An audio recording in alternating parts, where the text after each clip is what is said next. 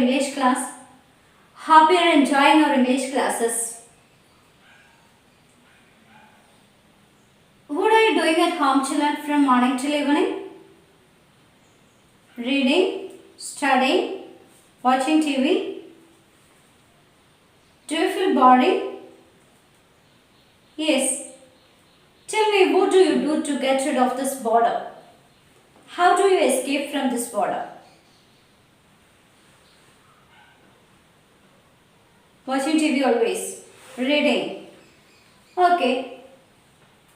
Visiting relatives and friends. Is it possible to visit our relatives and friends now during this pandemic COVID-19? No. There is no chance for us.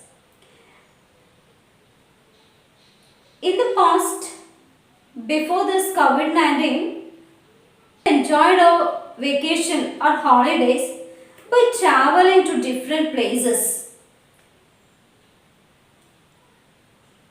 Do you like to travel? Yes. Why do we travel, children? Why do people travel? People travel for enjoyment, for entertainment, to gather knowledge and to get new experiences. Travel widens our insight, our views, our attitudes, and it gives us a lot of experiences. We can meet different types of people, their lifestyles. We'll be familiar with many cultures. And so we learn a lot of things out of traveling. I'm going to take you to the world of travel. Children, our second unit deals with the theme of travel and adventure. Here we have got two stories and two poems. Before going to the lesson, let us see the titular picture. See the picture, children. What can you see here? Yeah, there is Taj Mahal. Again, the Leaning Tower of Pisa. Then, Eiffel Tower of Paris. And the backwater tourism in Kerala. We know that we see this only in pictures or in TV or in our books. How do we get a direct experience of these places, children? We have to go to that place, isn't it? And so we have to travel a lot. See, the name of our unit is Wings and Wheels. People like to cover a long distance in a short period. Wood helps as for it. Here we all wish to have wings, and for that purpose people invented wheels. Okay. And now when we turn the pages, there is given a diary entry. Shall we read it?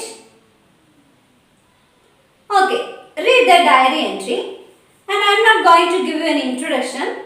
After reading, you have to tell me whose diary is it. Okay. I, poor miserable Robinson Crusoe, being shipwrecked during a dreadful storm, came ashore on the dismal, unfortunate island which I called the Island of Despair, all the rest of the ship's company being drowned and myself almost dead. The rest of the day I spent pondering the dismal circumstances I was brought to. I had neither food, house, clothes, nor weapon. In despair, I saw nothing but death before me. Either that I should be devoured by wild beasts, murdered by savages, or starved to death for want of food. At the approach of night, I slept in a tree for fear of wild creatures, but slept soundly, though it rained all night. Have you finished reading?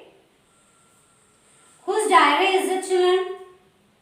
Yeah, it's the diary entry of Robinson Crusoe. Tell me, who is Robinson Crusoe? Robinson Crusoe is a character in Daniel Defoe's novel The Life and Adventures of Robinson Crusoe. Where is he now? Now he is in an island. What happened to him? He is shipwrecked and he reached an uninhabited island. Is there anybody with him? No, he is completely alone. What is his condition? He has no food, he has no clothes, no weapons, nothing is there.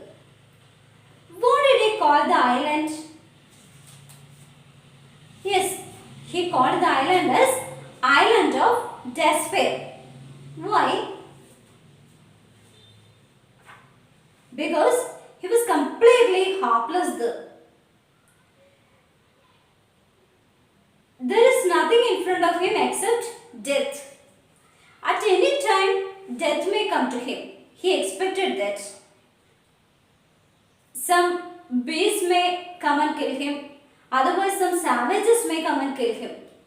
That is what he hoped. This is the reason he called the island as the Island of Despair. Can we imagine such a situation, children? No, we cannot. It will be horrible.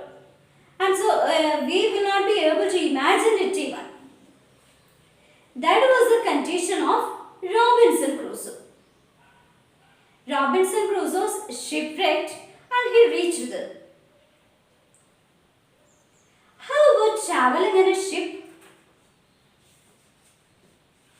It will be nice, isn't it? And here we are going to our story, The Shipwrecked Sailor, written by the famous Colombian novelist Gabriel Garcia Marquez. I think you might have heard about the novelist Marquez because he was so famous.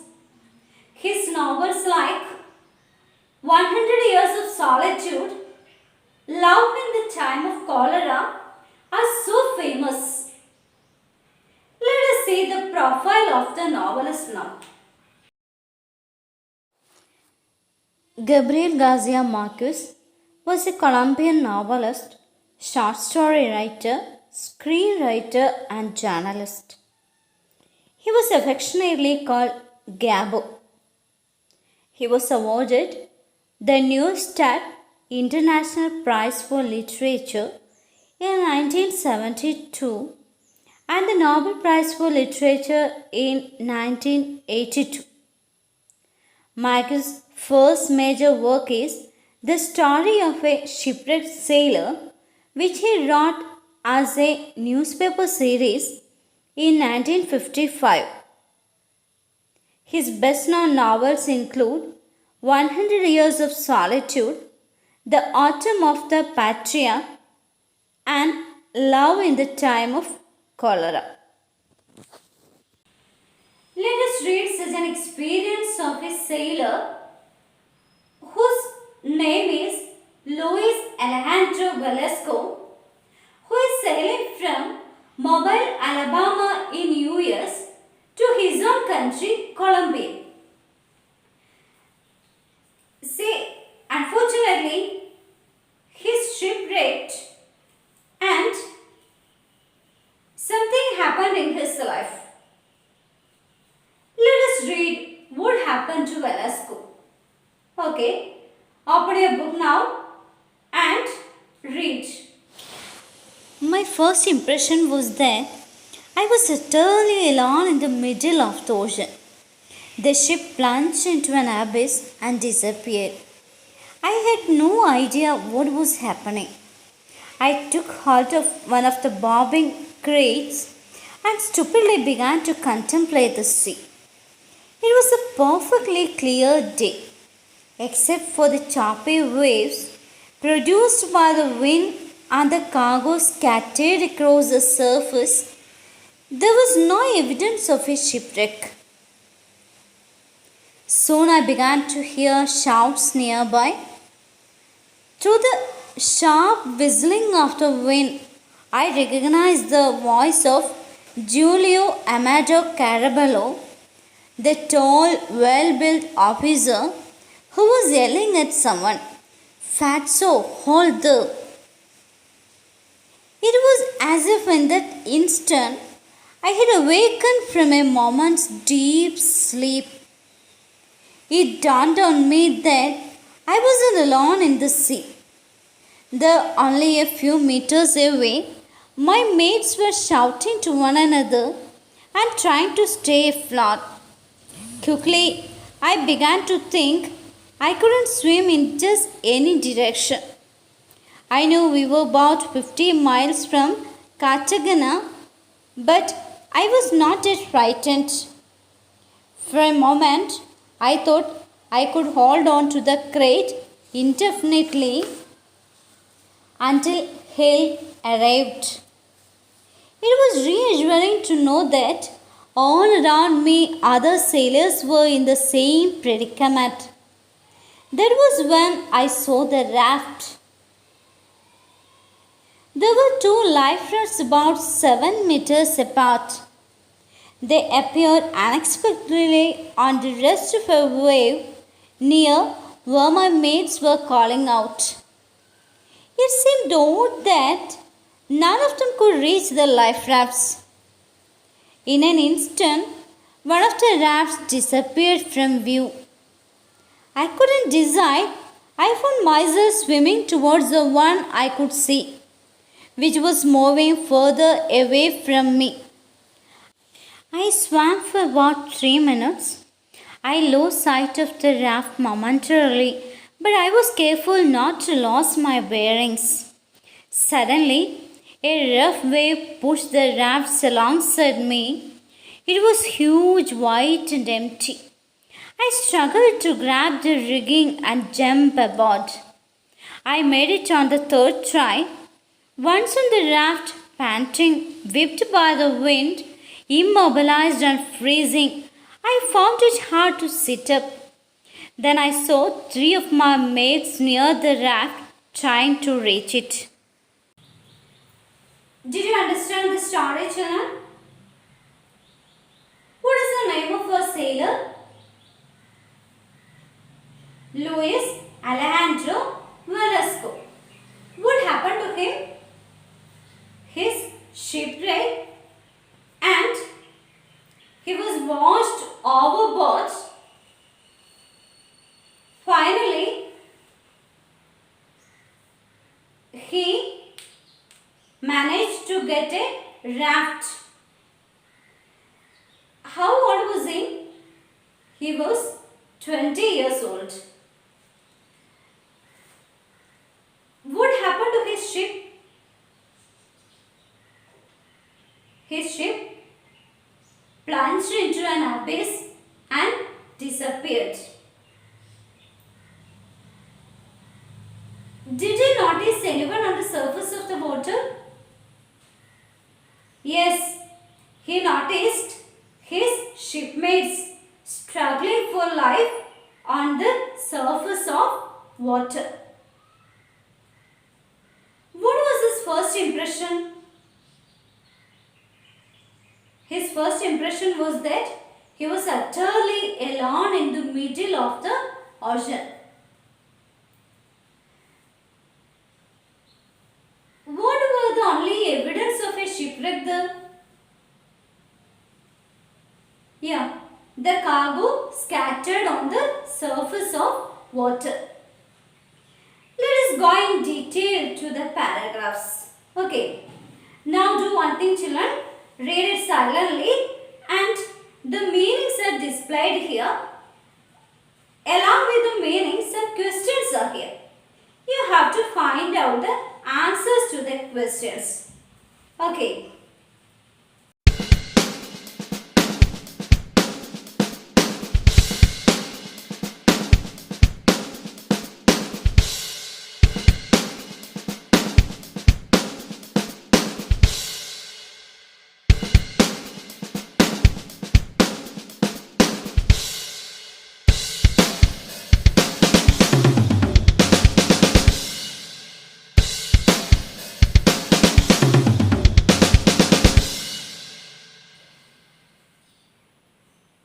Have you finished reading?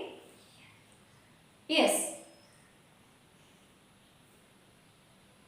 What happened to Velasco's ship?